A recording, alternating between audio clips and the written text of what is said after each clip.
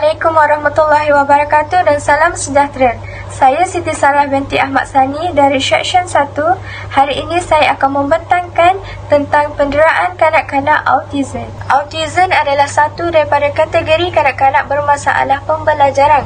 Umumnya kanak-kanak yang mengalami autism sukar dikenali kerana daripada segi fizikalnya mereka kelihatan seperti insan yang sempurna. Kebanyakan kanak-kanak yang mengalami autism jarang menunjukkan kecacatan zahir, tetapi mereka mempunyai beberapa ciri kesukaran dalam aspek kognitif, emosi bahasa, komunikasi dan tingkah laku. Autism ada kaitannya dengan ketidakkeseimbangan perkembangan psikologika yang sepatutnya berlaku secara semula jadi. Hal ini menjejaskan proses kognitif dan seterusnya merencatkan perkembangan mental, emosi, jasmani dan psikologika kanak-kanak. Sifat keanak-anakan mereka amat ketara walaupun sudah berusia 16 tahun. Merajuk, menangis, ketawa dan menjerit adalah beberapa contoh reaksi emosi yang berlaku secara spontan kepada kanak-kanak. Mungkin orang yang tidak pernah bergaul dengan kanak-kanak autistik akan mempunyai tanggapan yang negatif terhadap mereka. Kemanjaan, kedegilan, sikap agresif dan kadang-kadang terlalu kuat pada situasi menyebabkan mereka kelihatan seperti hilang kewarasan. Tindakan memukul diri, memanjat, menyelongkar dan merosakkan barang mainan adalah perkara biasa yang dilakukan oleh sesetengah kanak-kanak autistik. Pemerhatian dan pergaulan dengan kanak-kanak autistik memberi gambaran yang sangat jelas tentang sikap dan sifat mereka. Tambahan pula, banyak kes yang telah direkodkan mengenai penderaan kanak-kanak yang mengalami penyakit autism. Sebagai contoh, kanak-kanak autism ini kerap menjadi penderaan kerana sifat autism tersebut memberi kemarahan kepada guru yang menjadi pengajar kepada kanak-kanak tersebut. Assalamualaikum dan salam sejahtera kepada Madam Falina dan rakan-rakan sekalian. Nama saya Nur Akilah Syazwani binti Muhammad Basri. Nombor ID saya KBJ21081089 dari Seksyen 1. Saya akan membentangkan faktor yang mempengaruhi perkembangan penderaan kanak-kanak autisme. Penyakit autisme ialah satu penyakit yang dialami oleh kanak-kanak akibat daripada gangguan perkembangan yang kompleks yang terjadi pada aspek neurobiologis otak yang akhirnya menyebabkan gangguan kepada perkembangan kanak-kanak. Penyakit autisme akan menyebabkan kanak-kanak mempunyai masalah dalam berkomunikasi atau berinteraksi secara normal. Kebanyakan kanak-kanak yang mempunyai penyakit autisme akan hidup di dalam dunianya yang tersendiri. Terdapat pelbagai faktor yang boleh mempengaruhi perkembangan kanak-kanak autisme ini. Antaranya ialah proses pendidikan dan pengajaran. Memiliki seorang anak yang menghidap penyakit autisme mungkin akan memberi kesan yang mendalam terhadap sesuatu institusi kekeluargaan. Mungkin ibu bapa, datuk dan nenek dan keluarga terdekat tidak mampu menerima kenyataan tersebut, lalu menyembunyikan hal ini kepada pihak sekolah agar anaknya mampu bersekolah secara normal seperti kanak-kanak yang lain. Sungguh pun begitu, tindakan sebegini tidak seharusnya terjadi. Hal ini demikian kerana kanak-kanak yang mempunyai penyakit autisme ini perlu menerima proses pengajaran dan pembelajaran yang khusus dan istimewa.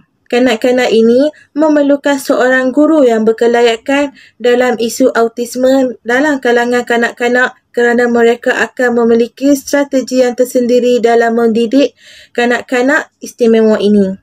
Oleh itu, penerimaan dari pihak keluarga terhadap kanak-kanak autisme ini amatlah penting. Hal ini demikian kerana apabila ibu bapa menerima keadaan tersebut, anak-anak autisme akan ditempatkan di sekolah yang betul, dididik guru yang betul dan nescaya penyakit autisme mereka akan semakin membaik. Terima kasih kepada saudari Nur Akilah. Saya, Nur Aisyafika binti Saiful Bahari, memegang ID Matrix KBJ 21081034 akan meneruskan faktor perkembangan kanak-kanak autism. Faktor kedua yang mempengaruhi perkembangan kanak-kanak autism adalah tahap kesihatan mereka. Secara amnya, kanak-kanak autism yang mempunyai masalah kesihatan akan menyebabkan tahap metabolisme badan mereka rendah dan juga mempunyai masalah pencernaan. Hal ini kerana kanak-kanak autism yang mempunyai masalah kesihatan akan mempunyai masalah untuk sembuh dengan cepat. Penyakit autism ini akan menyebabkan proses penyembuhan mereka menjadi lambat. Tambahan pula, kekurangan nutrisi dan zat-zat yang diperlukan di dalam badan akan menyebabkan perkembangan fizikal mereka terganggu dan mempengaruhi perkembangan otak mereka. Hal ini menyebabkan tahap IQ mereka menjadi rendah. Oleh itu, ibu bapa memainkan peranan yang sangat penting dalam memberikan tumpuan sepenuhnya kepada kanak-kanak istimewa ini. Sebagai contoh, pemakanan mereka hendaklah dijaga dengan rapi. Dan juga mereka perlu dielakkan untuk memakan makanan ringan dan makanan segera seperti coklat, gula-gula, jajan, Maggi dan sebagainya. Hal ini demikian kerana penjagaan makanan yang baik akan membantu dalam perkembangan otak mereka. Akhir sekali, perkara ini perlulah dititik beratkan agar nasib kanak-kanak istimewa ini terpelihara. Kementerian Pembangunan Wanita, Keluarga dan Masyarakat PWKM memandang serius terhadap insiden tentang seorang kanak-kanak autism dikasari dan disyaki didera oleh seorang pengurus di sebuah pusat intervensi autism di Bandar Baru, Ampang, Selangor yang tertular di media sosial pada awal bulan Oktober tahun 2021 ini.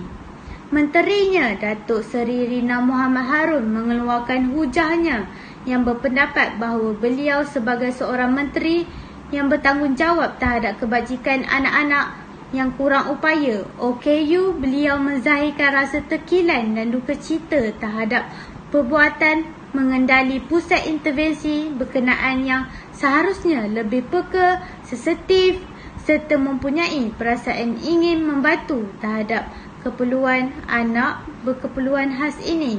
Oleh hal demikian, Datuk Seri Rina Muhammad Harun berkehendak agar perkara ini disiasat dengan teliti dan diberikan hukuman yang setimpal kepada pesalah atas perbuatannya terhadap penderaan kanak-kanak autism ini, agar perkara ini dapat dibendung dan tidak berlaku lagi di mana-mana tempat.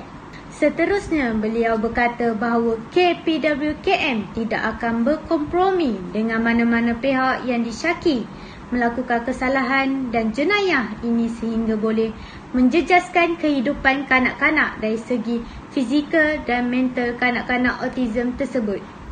KPWKM akan terus komited dan berusaha untuk meningkatkan kesedaran orang ramai melalui kerjasama daripada pelbagai pihak dalam usaha melindungi kanak-kanak sebagai tanggungjawab bersama serta menggesa pihak atasan atau pihak berkuasa untuk mengambil tindakan yang tegas kepada mana-mana pihak yang disyaki melakukan kegiatan penderaan dan penganiayaan kepada kanak-kanak autism. Walau bagaimanapun, Datuk Seri Rina Muhammad Harun berkata lagi, sebagai tindakan responsif terhadap isu ini, beliau telah mengarahkan agar KPWKM menerusi Jabatan Kebajikan Masyarakat JKM mengambil bahagian dan tindakan dalam penguatkuasaan yang bersesuaian seperti mana yang tertakluk di bawah Akta Pusat Jagaan 1993 atau 506 kepada Pusat Jagaan berkenaan. Datuk Seri Rina Muhammad Harun berkata tindakan intervensi ini dari sudut psikososial dan kaunseling juga akan turut diberikan oleh para kaunselor yang berdaftar dan berkemahiran tinggi kepada ibu bapa dan kanak-kanak yang terlibat demi memastikan kebajikan dan kesejahteraan emosi, fizikal dan mental kanak-kanak serta keluarga tidak terjejas dan terpelihara. Dalam masa yang sama, katanya beliau juga ingin menasihatkan kepada ibu bapa di luar sana yang ingin dan memerlukan khidmat penjagaan dan pengasuhan kepada anak-anak mereka perlulah menyiasat latar belakang dan memastikan pusat-pusat intervensi ini berdaftar dengan JKM terlebih dahulu supaya keselamatan dan keharmonian kanak-kanak autism ini terjaga dengan rapi. Perkara ini amatlah penting supaya kanak-kanak mendapat pengasuhan dan penjagaan yang berkemahiran dan berkualiti di pusat jagaan yang berdaftar, dan dalam keseluruhannya keselamatan kanak-kanak akan lebih terjamin. Di samping itu memastikan anak-anak mendapat penjagaan dari pengasuhan yang terlatih dan pembelajaran tinggi mengenai kanak-kanak autism ini. Terima kasih kepada saudari Nurul Hazlin. Akhir sekali, saya Nur Atirah akan membentangkan tentang kesimpulan bagi kes penderaan kanak-kanak autism. Secara tuntasnya, terdapat banyak tindakan yang wajar dilakukan untuk memastikan kanak-kanak autism ini lebih terjaga dan selamat. Sebagai contoh, pihak berkuasa haruslah memperketatkan lagi syarat kepada individu yang mahu mengasuh dan mendidik kanak-kanak autism ini. Hal ini untuk memastikan kanak-kanak autism ini lebih terjaga. Kita sebagai guru juga perlulah mempunyai sikap empati dalam mendidik kanak-kanak autism ini. Hal ini kerana ia memerlukan tingkat kesabaran dan ketabahan yang sangat tinggi dalam mendidik kanak-kanak autism. Bukan itu saja, seluruh anggota masyarakat juga haruslah bekerjasama bagai awu dan tebing dalam membanteras kes penderaan kanak-kanak autism ini dan terus berlaku dengan lebih serius. Kanak-kanak autism juga perlu dilayan dan dijaga sama seperti dengan kanak-kanak yang lain. Saya berharap tiada lagi individu yang mempunyai sikap memilih kasih dalam mendidik kanak-kanak autism. Kita perlulah memberi sepenuh perhatian dan kasih sayang kepada mereka.